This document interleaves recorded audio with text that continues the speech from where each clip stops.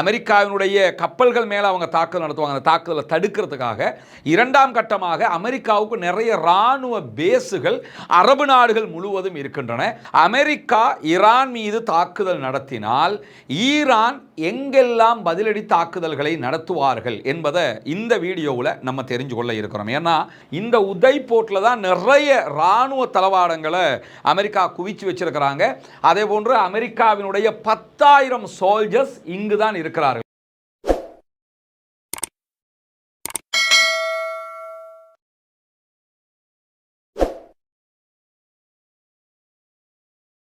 அன்பிற்கினிய சகோதர சகோதரிகளே, நம் அனைவர் மீதும் ஏக இறைவனுடைய அமைதியும் கருணையும் உண்டாகட்டுமாக என்கிற பிரார்த்தனைகளோடு, நமக்கு தெரியும் தற்போது மத்திய கிழக்கில் குறிப்பாக பெர்ஷியன் கல்ஃப் என்று அழைக்கப்படக்கூடிய பாரசீக வளைகுடாவில் ஒரு பெரும் யுத்த பதட்டமே உண்டாகி கொண்டிருக்கிறது. ஈரான் மேலே எந்த நேரத்திலும் அமெரிக்கா தாக்குதல் நடத்தலாம். அதே நேரம் அமெரிக்காவினுடைய இலக்குகள் மேலேயும் இஸ்ரேல் மேலேயும் ஈரானும் எந்த நேரத்திலும் பதிலடி தாக்குதல்களை நடத்த முடியும் என்கிற ஒரு நிலை ஏற்பட்டிருக்கிறது. இந்த சூழல்ல அமெரிக்கா ஈரான் மீது தாக்குதல் நடத்தினால் ஈரான் எங்கெல்லாம் பதிலடி தாக்குதல்களை நடத்துவார்கள் என்பதை இந்த வீடியோவில் நம்ம தெரிஞ்சு கொள்ள இருக்கிறோம். ஏன்னா முதல் கட்டமாக அமெரிக்காவினுடைய விமானம் தாங்கி கப்பல்கள் மத்திய கிழக்குக்கு வந்திருக்கின்றன. USS ட்ரூமன் வந்திருக்கிறது. அதே போன்று USS ஆப்ரஹாம் லிங்கன் வந்திருக்கிறது. இதை தாண்டி கிட்டத்தட்ட 12 மிகப்பெரிய கப்பல்கள் மத்திய கிழக்குக்கு வருகின்றன. இந்த கப்பல்கள் எல்லாம் நகரங்கள் என்று சொல்லக்கூடிய அளவுக்கு மிக பிரம்மாண்டமானவை. USS ஆப்ரஹாம் லிங்கன்ல மாத்திரமே 5000 சோல்ஜர்ஸ்கள் இருக்கிறாங்க என்று சொல்லப்படுகிறது.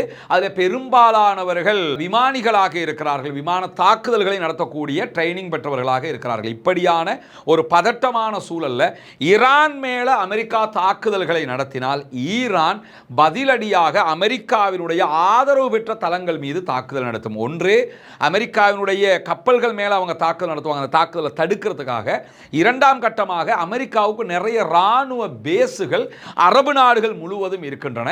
இந்த அரபு நாடுகள் மேல ஈரான் தாக்குதல்களை நடத்தும் என்று ஆல்ரெடி அறிவிச்சிருக்கிறாங்க.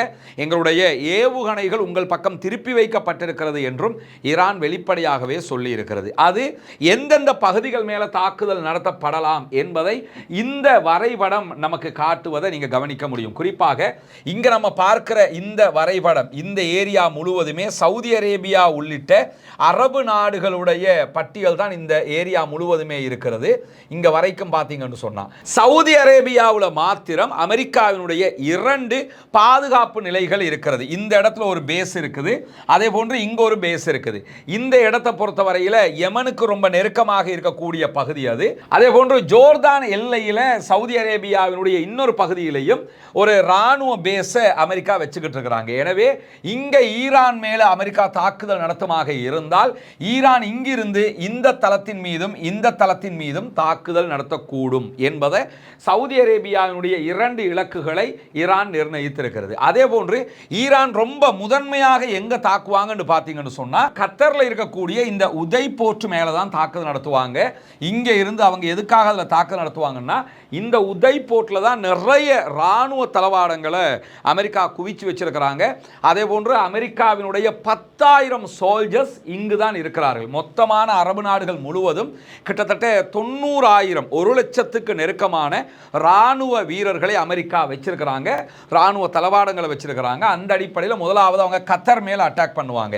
அதற்கு அடுத்ததாக நீங்க பார்த்தீங்கன்னா ஓமான்ல அவர்களுடைய ஒரு இராணுவ பேஸ் இருக்கிறது. தற்போது அமெரிக்காவினுடைய USS ட்ரூமனாக இருக்கலாம் அல்லது USS ஆப்ரஹாம் லிங்கனாக இருக்கலாம். இந்த விமானம் தாங்கி கப்பல்கள் எல்லாம் இந்த கடற்பரப்பில் தான் கொண்டு வந்து நிறுத்தப்பட்டிருக்கிறார்கள். ஏன்னா அவர்களுடைய போர்ட் இந்த இடத்துல இருக்குது. அதற்கு நெருக்கமாகத்தான் கொண்டு வந்து வச்சிருக்கிறாங்க. இந்த இடம் தான் ஹார்முஸ் ஜலசந்தியாக இருக்கிறது. எனவே இந்த இடம் வரைக்கும் அவங்க வந்திருக்கிறாங்க இதுவரைக்கும். அதே போன்று நீங்க எடுத்துக்கிட்டீங்கன்னா பஹ்ரைன்ல அமெரிக்காவினுடைய 2 தளங்கள் இருக்கிறது, இராணுவ தளங்கள். அந்த 2 தளங்களும் இலக்கு வைக்கப்படலாம் ஈரான் மூலமாக. இதெல்லாம் ஈரானுக்கு ரொம்ப நெருக்கமாக இருக்கிற இடங்கள். அதே போல நீங்க குவைத்தை எடுத்துக்கிட்டீங்கன்னா குவைத்தில் கிட்டத்தட்ட 5 இடங்கள் இருக்கிறது அமெரிக்காவினுடைய தளங்கள். அந்த 5 இடங்களையும் ஈரான் இலக்கு வைப்பதற்கு வாய்ப்பு இருக்கிறது. அதே நேரத்தில் யுனைடெட் அரப் எமிரேட்ஸ் UAE ஐக்கிய அரபு ராச்சியம் இருக்கிறாங்க. இதுல 2 இடங்கள்ல அமெரிக்காவினுடைய பேஸ் இருக்கிறது. இதை அடிப்படையாக கொண்டு தான் UAE முந்திக்கிட்டே நாங்கள் ஈரானை தாக்குவதற்கு எங்களுடைய வான்பரப்பை தரமாட்டோம், கடற்பரப்பை தரமாட்டோம், தரமாட்டோம், அதே போன்று தரைத்தளத்தை நாங்கள் தரமாட்டோம் என்று சொல்லியிருக்கிறாங்க. ஆனால் 2 அவர்களுடைய பேஸுகள் அந்த இடத்துல இருக்குது. இந்த பேஸுகளையும் ஈரான் இலக்கு வைப்பதற்கு வாய்ப்பு இருக்கிறது. ஏன்னா ஈரானுக்கும் யுஏஇக்கும் ஆல்ரெடி ஒரு கலப்பான உறவு தான் இருக்கிறது, தெளிவான உறவு நிலை இல்லை. அதை பயன்படுத்தி கொண்டு ஈரான் இந்த இடத்திற்கும் தாக்குதல் நடத்துவதற்கான வாய்ப்பு இருக்கிறது. இதே நேரத்தில் இங்க நீங்க பார்த்தீங்கன்னா ஜிபூட்டிலையும் அவர்களுடைய ஒரு தளம் இருக்கிறது. இந்த தளத்தையும் ஈரான் நினைத்தால் தாக்குதல் நடத்த முடியும் என்று ஆய்வாளர்கள் சொல்லுவதை நம்ம பார்க்க முடியும். அதே மாதிரி இந்த பக்கமாக பார்த்தீங்கன்னா ஈராக்ல அவர்களுடைய 2 தளங்கள் இருக்கிறது. அதே போன்று சிரியா பார்டர், ஈராக் சிரியா பார்டர்லையும் அவர்களுடைய ஒரு தளம் இருக்கிறது. இங்கே நீங்க பார்த்தீங்கன்னா ஈராக்கு சிரியா ஜோர்டான் எல்லையில் ஒரு தளம் இருக்கிறது அமெரிக்காவுக்கு, ஜோர்டானுக்கு உள்ள ஒரு தளம் இருக்கிறது. இந்த தளங்களை நேரடியாக ஈரான் தான் தாக்கணுங்கிற தேவை கிடையாது. இந்த தளங்கள் மேலே ஈராக்ல இருக்கக்கூடிய கத்தாயிப் ஹிஸ்புல்லா என்கிற ஈரானுடைய ப்ராக்சிஸ் அமைப்பு என்ன பண்ணுவாங்கன்னா தாக்குதல் நடத்த முடியும். ஈரானும் தாக்குதல் நடத்த முடியும், ஈரானுடைய ப்ராக்சிஸ் அமைப்புகளும் தாக்குதல் நடத்த முடியும். இதை தாண்டி இங்கே நீங்கள் எடுத்துக்கிட்டீங்கன்னா சைப்ரஸ்லையும் அவர்களுடைய ஒரு இராணுவ தளம் இருக்கிறது. இந்த தளம் இஸ்ரேலுக்கு நெருக்கமான ஒரு தளமாக இருக்கிறது. இதையெல்லாம் தாண்டி கொஞ்சம் தூரத்துக்கு போய் பார்த்தீங்கன்னு சொன்னால் டர்க்கியில் அமெரிக்காவினுடைய ஒரு இராணுவ தளம் இருக்கிறது. டர்க்கியையும் கண்டிப்பாக ஈரான் இலக்கு வைக்கும் என்று நம்பப்படுகிறது. ஏன்னா டர்க்கியினுடைய இராணுவ தளத்தை, துருக்கியோட ஈரானுக்கு ஒரு நெருங்கிய தொடர்பு இருந்தாலும் இராணுவ தளத்தை தாக்குவது துருக்கியை தாக்குவதாக ஆகாது.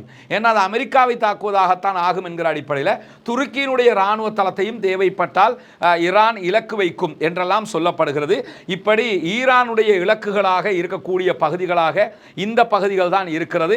இந்த பகுதிகள் மேலே தாக்குதல் நடத்துகிற அதே நேரம் அமெரிக்காவினுடைய கப்பல்கள் மேலே பதிலடி தாக்குதல்கள் நடத்துவாங்க. குரூஸ் ஏவுகணைகள் இருக்கிறது, ஹைப்போசோனிக் சூப்பர்சோனிக் ஏவுகணைகள் அவங்களிடத்தில் இருக்கிறது. இந்த ஏவுகணைகளை கொண்டு அவர்கள் பாரிய ஒரு தாக்குதலை, பாரிய ஒரு அழிவை உண்டாக்க முடியும் என்றுதான் ஆய்வாளர்கள் நம்புகிறார்கள். ஏன்னா ஈரானை பொறுத்தவரையில் முதல் தடவையாக அவங்க யுத்தம் பண்ணல, வரலாறு நெடுகிலும் பாரசீக பேரரசு என்கிற ரீதியில் பல யுத்தங்களை அவர்கள் சந்தித்திருக்கிறார்கள். யுத்த தந்திரங்களை தெரிந்தவர்களாக இருக்கிறார்கள். அதை தாண்டி 12 நாள் வார்ல ஒரு மிகப்பெரிய யுத்தத்தை இஸ்ரேலோடு செய்து வெற்றிகரமாக முடிச்சிருக்கிறாங்க. அதுக்கு முன்னாடி 15 ஆண்டுகளாக ஈரான் வார் நடைபெற்றது. அமெரிக்காவுடைய முழு ஆதரவோடு ஈராக்கில் இருந்து நடத்தப்பட்ட ஒரு வார். அந்த வாரையை அவங்க சமாளிச்சாங்க. இப்படி பல யுத்தங்களை சமாளித்திருக்கக்கூடியவர்கள் தற்போது இந்த யுத்தத்தை எதிர்கொள்ள போறாங்கிறத நம்ம பார்க்க முடியும். எனவே ஈரான் முதன்மை இலக்காக அமெரிக்காவினுடைய விமானம் தாங்கி கப்பல்களை இலக்கு வைத்து தாக்குதல் நடத்தும். இரண்டாவதாக நம்ம குறிப்பிட்ட இந்த நாடுகளுடைய தளங்களை குறிப்பிட்டு தாக்குதல் நடத்தும். மூன்றாவதாக ஹொர்முஸ் ஜலசந்தி என்ற அழைக்கப்படக்கூடிய இந்த பகுதியை இலக்கு வைத்து தாக்குதல் நடத்துவார்கள். இந்த பகுதிக்கு தான் தற்போது இந்த பக்கமாக அமெரிக்காவினுடைய கப்பல்கள் நகர்ந்து கொண்டிருக்கிறது. இந்த பகுதியில் இருந்து முழுவதுமாக ஈரானுடைய கப்பல்கள் நகர்ந்து கொண்டிருக்கிறது. ஏன்னா ஹொர்முஸ் ஜலசந்தி வழியாகத்தான் உலகத்தினுடைய 30% பெட்ரோலியம் பிசினஸ் நடைபெறுகிறது. ஹொர்முஸ் ஜலசந்திங்கிறது வெறுமனே 53 கிலோமீட்டர்கள் ஆழம் கொண்ட ஒரு பகுதி. இந்த பகுதியால் மட்டும்தான் கப்பல்கள் பெரிய அளவில் போக முடியும். அது கிட்டத்தட்ட 1000 கிலோமீட்டர்கள் அகலமாக இந்த பகுதிகள் இருந்தாலும் இந்த பகுதியை பொறுத்தவரை வெறும் 53 கிலோமீட்டர் அகலம் கொண்ட பகுதி. அந்த பகுதியினுடைய கேட் யார்கிட்ட இருக்குதுன்னு கேட்டால் ஈரானிடத்தில் இருக்கிறது. எனவே ஈரான் இந்த இடத்துல கப்பல்களை இலக்கு வைத்து தாக்குதல் நடத்தக்கூடும் என்கிற நிலையில தான் யமன்ல இருக்கக்கூடிய ஹவுதீஸ் ரெட் சீல மீண்டும் தாக்குதல்களை நடத்துவோம் என்று அறிவித்திருக்கிறார்கள். எனவே இந்த பக்கம் வரக்கூடிய கப்பல்கள் மேல யமன்ல இருக்கக்கூடிய ஹவுதீஸ் தாக்குதல் நடத்துவாங்க. இங்க இருக்கக்கூடிய கப்பல்கள் மேலேயும் அவங்க தாக்குதல்களை நடத்துவார்கள். எனவே ஹவுதீஸ் தாக்குதல் நடத்துவாங்க. ஈரான் மேற்கண்ட 3 முறைகளிலும் தாக்குதல் நடத்தும். ஈராக்கில் இருக்கக்கூடிய கத்தாயிப் ஹிஸ்புல்லா தாக்குதல்களை நடத்துகிற அதே நேரத்தில் ஹிஸ்புல்லாக்களும் ஈரானுக்கு ஆதரவாக தாக்குதல்களை நடத்துவதாக அறிவித்திருக்கிறார்கள். எனவே இந்த யுத்தம் ஈரானுடைய பலத்தை பறைசாற்றக்கூடிய ஒரு யுத்தமாக இருக்க போகிறது. ஈரான் இந்த இடத்துல தன்னோடு இணைத்துக் கொள்ளுகிற அத்தனை பேரும் அவர்களால் உருவாக்கப்பட்ட குழுக்களாக இருக்கிறார்கள். நேரடியாக எந்த நாடும் ஈரானுக்கு ஆதரவாக வரவில்லை என்பதையும் நம்ம கவனத்தில் கொள்ள வேண்டும். எது எப்படி போனாலும் இதுவெல்லாம் ஒரு தேவையற்ற சண்டை என்பதை நம்ம புரிஞ்சுக்கிறோம். உலகம் அமைதி பெற வேண்டும், யுத்தங்கள் இல்லாமலாக்கப்பட வேண்டும், அமைதியான சூழல் நிலவ வேண்டும், மனிதர்கள் புரிந்து கொண்டு மனிதநேயத்தோடு நம்முடைய வாழ்க்கையை கடத்த வேண்டும். அதுவே நமக்கு வெற்றிக்கு வழியாக இருக்கும் என்பதை புரிய வேண்டும். இப்படியான யுத்தங்களால் அப்பாவி பொதுமக்களுடைய அழிவுகளும் ஒவ்வொரு நாட்டினுடைய வளங்களை சுரண்டுகிற அமெரிக்காவினுடைய திட்டமும் தான் வெற்றி பெறப் போகிறது என்பதைத்தான் நம்ம புரிய முடியும். எனவே பல யுத்தங்களை சந்தித்த ஈரான் இந்த யுத்தத்தில் யுத்தத்தில் எப்படியான தன்னுடைய நிலைப்பாட்டை எடுக்கப் போகிறது என்பதை பொறுத்திருந்து பார்ப்போம். அமெரிக்காவை பொறுத்தவரையில் கப்பல் வந்துருச்சுங்கிறதுக்காகவே சண்டை பிடிப்பாங்கன்னு நம்ம புரிஞ்சுக்கிற கூடாது. பல கட்டங்களில் இப்படி ஈரானை நோக்கி கப்பல்களை நகர்த்தியவர்கள் சண்டையிடாமல் திரும்பி போன வரலாறுகளும் இருக்கிறது.